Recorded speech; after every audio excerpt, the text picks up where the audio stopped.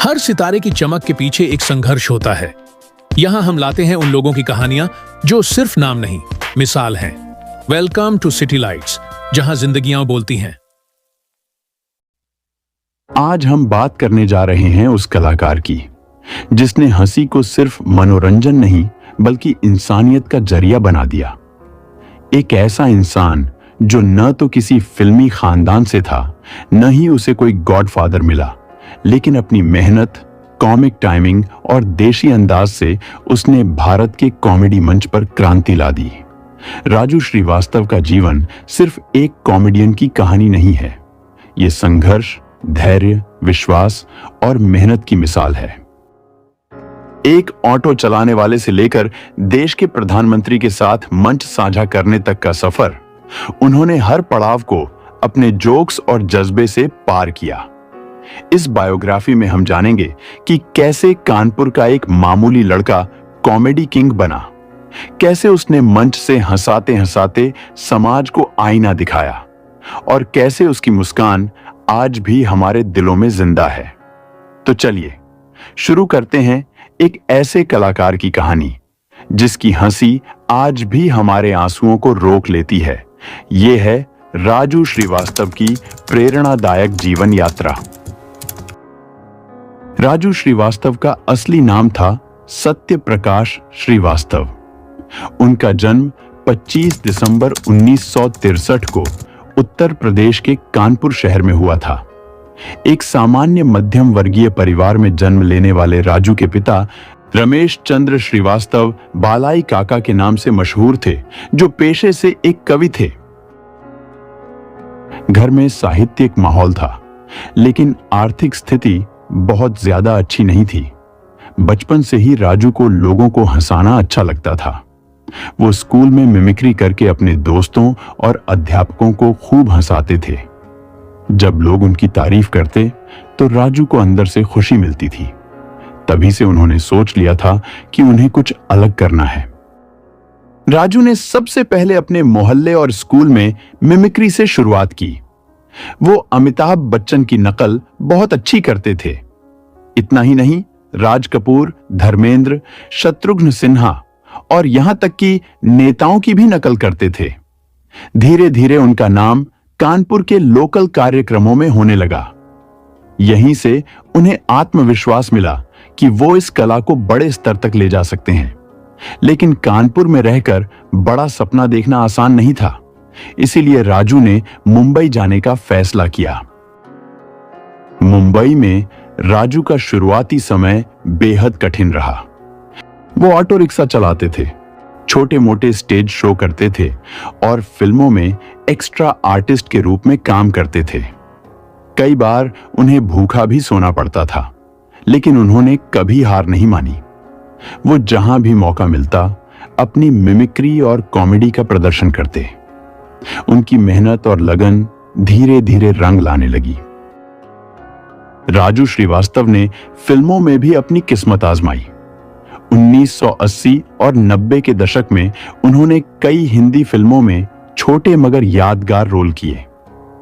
उनकी पहली बड़ी फिल्म थी तेजाब, जिसमें उन्होंने एक छोटा रोल निभाया। इसके बाद बाजीगर, मैंने प्यार किया, आमदनी 98 खर्चा रुपया, वांटेड जैसी फिल्मों में भी उन्होंने कैमियो रोल किए। हालांकि फिल्म इंडस्ट्री में उन्हें मुख्य अभिनेता की तरह पहचान नहीं मिली, लेकिन वो अपने कॉमिक अंदाज और मिमिक्री से दर्शकों के दिलों में जगह बनाते गए। राजू श्रीवास्तव की असली पहचान 2005 में टीवी के मशहूर reality show the great Indian laughter challenge से बनी। इस शो में उन्होंने गजोधर भैया के किरदार को पेश किया, जिसने देश भर के दर्शकों को हंसी से लोटपोट कर दिया। उनकी कॉमिक टाइमिंग, देसी भाषा, आम आदमी की जिंदगी पर आधारित जोक्स और चेहरे के हाव भाव ने उन्हें बहुत लोकप्रिय बना दिया।